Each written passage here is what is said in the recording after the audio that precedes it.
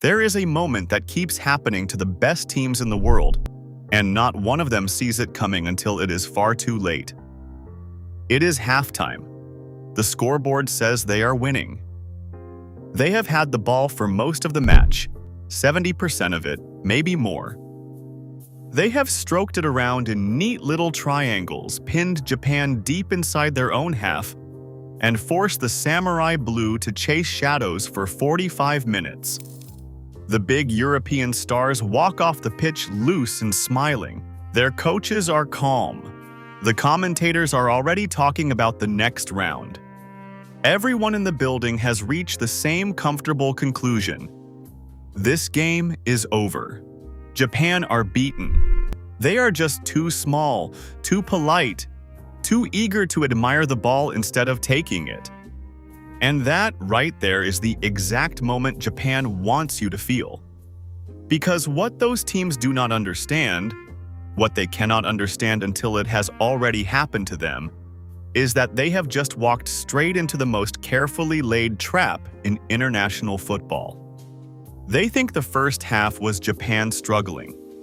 It was not. It was Japan watching, measuring, letting you tire yourself out carrying the ball, letting you push your fullbacks higher and higher, letting you grow certain that you are the better team. And in the second half, in the space of about 3 terrifying minutes, they make you pay for every single second of that certainty. In this video, we are going to break down the single most frightening tactic in world football. The method that turned Japan from cheerful underdogs who were just happy to be invited into a side that the planet's elite now genuinely dread drawing in a group. We are going to show you how this tactic dismantled Germany, how it dismantled Spain on the very same stage in the very same week, how it works on a stopwatch almost to the second, and how right now, at the 2026 World Cup spread across the United States, Mexico, and Canada, Japan are using it to try to go further than any Asian team has ever gone before. And by the end, you are going to see why a manager standing on the touchline holding up a small whiteboard with numbers scrawled on it might just be the most quietly menacing image of the entire tournament. But to understand the trap, you first have to understand how badly the world underestimated the men setting it. For decades, Japan were the team everybody liked and nobody feared. They qualified for every World Cup like clockwork.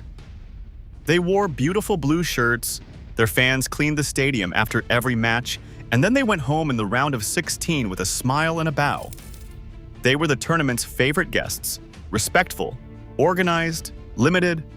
The general feeling around the world was that Japanese football was lovely to watch and absolutely no threat to anyone who actually mattered. That version of Japan is dead, and the man who buried it is one of the least flashy figures in the entire sport. His name is Hajime Moriyasu. He took charge of the national team back in 2018, and he is now the longest-serving coach Japan have ever had. He does not shout. He does not throw water bottles. He is famous for standing on the sideline with the blank, patient expression of a man doing his taxes, scribbling notes in a little book while chaos unfolds in front of him. As a player, he was a defensive midfielder, the kind of unglamorous workhorse who does the running nobody notices. He once lived through the heartbreak of missing out on the 1994 World Cup as a player. Before he ever took the national job, he won 3 domestic league titles with Sanfrecce Hiroshima, quietly, methodically, while bigger names got all the headlines. And that is the thing you have to grasp about Moriyasu. The blandness is the disguise. Behind that calm face is one of the most ruthless tactical minds in the international game. A coach who has built a team specifically engineered to do one thing better than almost anyone on earth: to wait and then to strike. So let us talk about the trap itself, because once you see it, you cannot unsee it. The tactic begins with something that looks, to the untrained eye, like weakness. Japan invite pressure. They sit in a compact, disciplined block. Two banks of players packed tightly together, and they hand the opponent the ball almost like a gift. They let you have it in the areas where it cannot hurt them. They let you knock it sideways across your own backline all day long. What they do not let you do is play through them. The spaces between their lines simply close. Every time you try to slip a pass into a dangerous pocket, a blue shirt is already standing in it. To a team full of superstars, this feels wonderful at first. You have all the ball. You are camped in their half. The statistics on the screen look like a massacre in your favor. But here is the cruel little secret buried inside all that possession. You are not actually creating anything. You are just passing. And every minute you spend passing in front of a wall is a minute your defenders drift further up the pitch. Your fullbacks push higher, your midfielders relax, and the distance between your forwards and your own goal stretches longer and longer, like an elastic band being slowly pulled tight. And Japan are just watching that elastic band stretch, waiting for it to snap. Because the second part of this tactic is speed. Pure, vicious, rehearsed speed. The moment Japan win the ball back, they do not slow down and catch their breath. They do not pass it around to settle the game. They explode forward. Their transitions, the seconds between recovering possession and creating a chance, are among the fastest in the entire world. We are talking about turning a defensive header in their own box into a shot on your goal in under 10 seconds. One interception, two passes, a runner in behind your suddenly stranded defense. And the elastic band you spent the whole half stretching whips back and hits you square in the face. That is the trap. Absorb, lull, strike. Make you feel like the better team right up until the instant the ball is in your net. Now, if this were just a theory, if it only worked on smaller opponents, nobody would call it terrifying. So let me show you the night the entire footballing world realized this was something real. Something that could break even the giants. It was the 2022 World Cup. Japan's opening match, and their opponent was Germany. Four-time world champions. One of the most decorated football nations in history. A team stacked with players from the biggest clubs on the continent, managed by a coach who had won the whole thing as an assistant just a few years earlier. Germany were among the favorites. Japan were the warm-up. That was the assumption everyone walked in with. And for most of that match, the assumption looked correct. Germany dominated. They had the ball, they had the territory, they had their playmakers dancing between the lines, and they took the lead from the penalty spot in the first half. At one point, it felt less like a question of whether Germany would win and more a question of by how many. Japan could barely string 3 passes together. They did not register a single meaningful effort on goal for long stretches. The first half ended with the German players strolling off comfortably in front, exactly the way the script demanded. But Moriyasu had seen everything he needed to see. At the break, he made his move. He changed the shape of his team, shifting to a back 5 so he could push his wide players higher and turn defense into attack the instant the ball was won. He sent on fresh legs with a single instruction burning in their minds. Press. Do not let Germany breathe. And in the second half, a completely different Japan walked out. They stopped sitting back and started hunting. They got right up in Germany's faces, harried them, forced mistakes, and suddenly all that comfortable German possession turned into panic. Substitutions came next, and they would become legend. With around 15 minutes left, the ball broke inside the German box, and Ritsu Doan, a man who had started the match on the bench, lashed it home. The trap had sprung, and 8 minutes later, a long ball was launched in behind the German defense, and Takuma Asano, another substitute, came tearing through, held off his marker with sheer power, and smashed the ball into the roof of the net from the tightest of angles. 2-1. Japan, the 4-time world champions, beaten by a team they had spent 80 minutes patronizing. The German players stood frozen. Their star forward said afterwards that it was ludicrous, that they had played well for long periods, that they simply could not believe they had lost. And that confusion, that sense of how on earth did this happen, is the exact feeling the trap is designed to produce. Germany never lost the game in the way they understood losing. They controlled it. They dominated it. And they still walked off beaten, because controlling the ball against Japan and beating Japan are two completely different things. And here is where it stops being a fluke and starts being a pattern. Because just days later, in the very same group, Japan did it again, to Spain. If Germany dominated Japan in the first half, Spain humiliated them. Spain are the masters of possession football, a team that treats the ball like a member of the family. And against Japan, they had it for nearly 3/4 of the entire match. The numbers were almost comical. Spain passed and passed and passed, took the lead through a header, and went into halftime looking like potential tournament winners. The world was once again purring over a European giant and writing Japan off as brave little tourists. You can probably guess what happened next. Moriyasu went to his bench again. He threw on his game changers at halftime. And from the very first whistle of the second half, Japan did not ease into it. They detonated. Within 3 minutes of the restart, the trap snapped shut twice in quick succession. First, Doan, that man again, pounced on a loose ball at the edge of the box and thumped it past the goalkeeper. Then moments later, Japan attacked down the right, whipped the ball back across the face of goal, and Ao Tanaka bundled it in for what would prove to be the winner. A goal so fine the officials needed an age to confirm the ball had stayed in play by a matter of millimeters. 2-1 again. From nearly 3/4 of the ball against them, to 2 goals up in the space of 3 second-half minutes. Spain spent the rest of the match with all that possession and absolutely no idea how to use it, and Japan held on. When the whistle blew, Japan had not just beaten Germany and Spain in the same week. They had finished top of the group, ahead of both of them, and sent the 4-time world champions Germany crashing out of the tournament entirely. 2 of the most storied football nations on the planet, beaten the same way by the same trap, with the same substitutes scoring the same kind of goals. That is not luck. That is a system. So now you understand the first weapon. But the trap only works because of the second weapon, and the second weapon might be even more frightening than the first. The bench. Look closely at both of those famous comebacks, and you will notice something. The goals were not scored by the players who started. They were scored by the players who came on. Doan, twice, Asano. The game changers Moriyasu kept in his pocket and unleashed at the exact moment the opponent was at their most exhausted and most certain they were safe.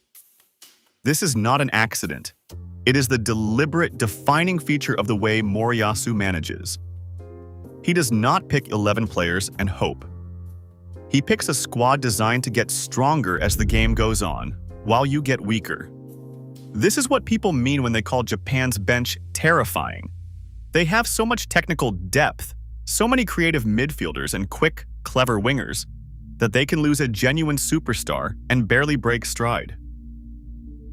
Heading into this World Cup, they lost one of their very best, the brilliant Brighton winger Kaoru Mitoma, to a hamstring injury, a blow that would gut most national teams. And Japan simply reloaded.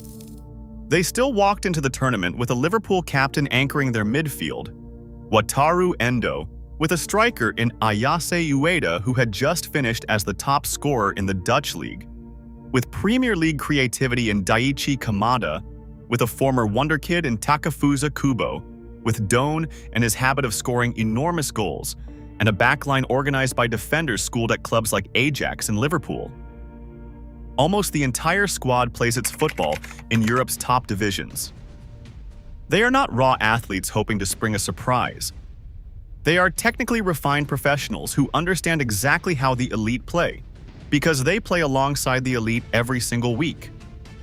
It means Moriyasu can keep weapons in reserve that most countries would kill to put in their starting 11. He can let the first hour grind on, let you tire, and then introduce a fresh, dangerous attacker into a game that has been stretched wide open. The opponent's legs are gone. Japan's best finisher is just arriving. And the trap that has been quietly loading for an hour suddenly has the firepower to go off. Some have criticized Moriyasu for it over the years, for keeping match winners on the bench, for being too patient, too conservative early on. But every criticism misunderstands the design. The patience is the point. The waiting is the weapon. He is not being cautious. He is winding a spring. Which brings us to the third and final layer of this tactic. The one that turns a clever football idea into something that feels almost unfair. Preparation. Obsessive, scientific, ruthless preparation. This is a Japan team that does not leave anything to feeling or to chance. Their pressing is not just energetic, it is choreographed. When they decide to win the ball back, they swarm in coordinated packs, 2 and 3 players collapsing onto an opponent at once, suffocating him before he can even lift his head. In their warm-up matches before this tournament, they traveled to face Scotland and beat them, then traveled to Wembley and beat England on their own turf, swarming England's young midfielders the instant the ball reached them and refusing to let them settle. These were not friendlies Japan were lucky to win. These were rehearsals. Auditions for the trap, run against real European opposition, passed with ease. And then we arrive at this World Cup, and at the image I promised you, the whiteboard.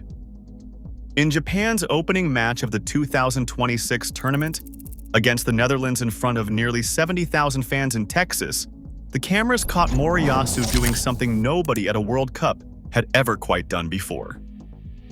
As the match reached its tense closing stages, he stood on the touchline holding up a small handheld whiteboard, and on it, in huge clear numbers, he was showing his players exactly how much time was left.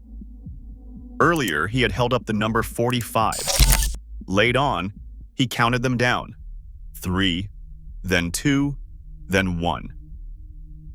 It went viral within minutes. Fans across the world tried to decode it, convinced the numbers must be some secret tactical signal, a hidden command for a pressing trigger or a formation switch. The truth was simpler, and somehow more chilling. In a deafening stadium where no shouted instruction could possibly reach the pitch, Moriyasu had found a way to communicate the single most important thing in the world to a team built around timing. He told them precisely how long they had to spring the trap. Even Ange Postecoglou, watching on, could not help but praise it, calling their timekeeping fantastic. And it worked. Of course it worked. The Netherlands took the lead in that match.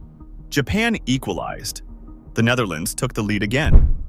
And with the clock ticking down towards the end, with Moriyasu flashing those numbers, Daichi Kamada struck in the 88th minute to drag Japan level at 2-2. Twice the Netherlands had pulled ahead. Twice Japan had hauled themselves back, refusing to break, refusing to panic, working the clock like a team that has done this 1,000 times because they have. Against one of the strongest sides in the entire competition, Japan walked off with a point and a smile, having given the Dutch their hardest, most uncomfortable evening of the group stage. That whiteboard is not a gimmick. It is the whole philosophy of this team made visible.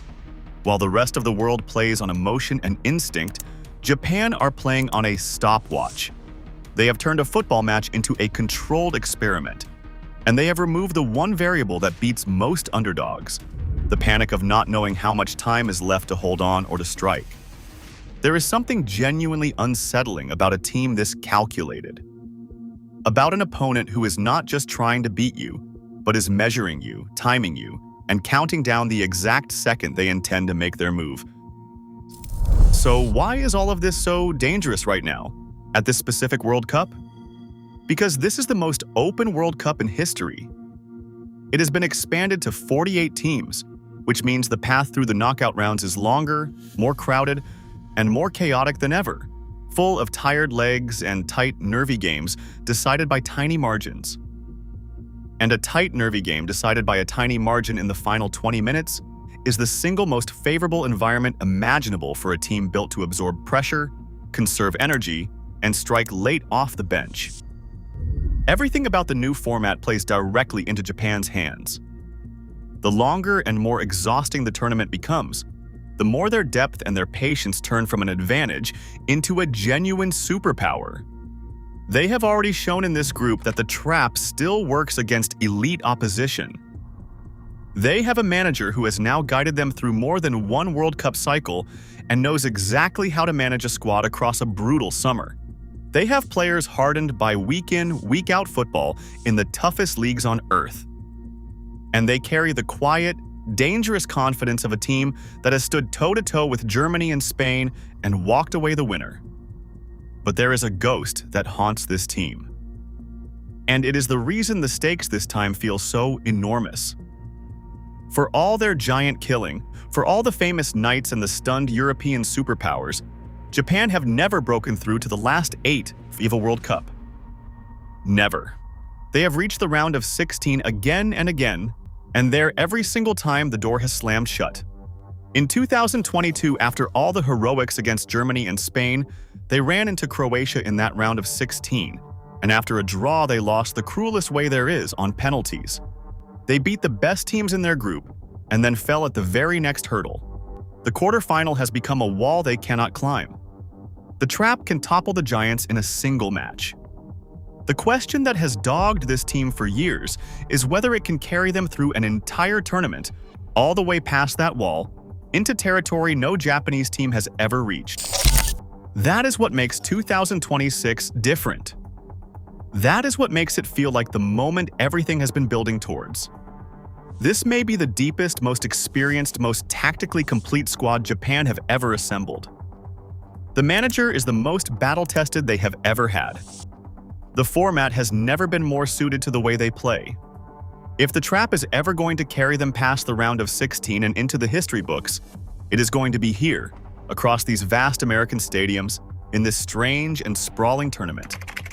Everything has lined up. The only thing left is to do it.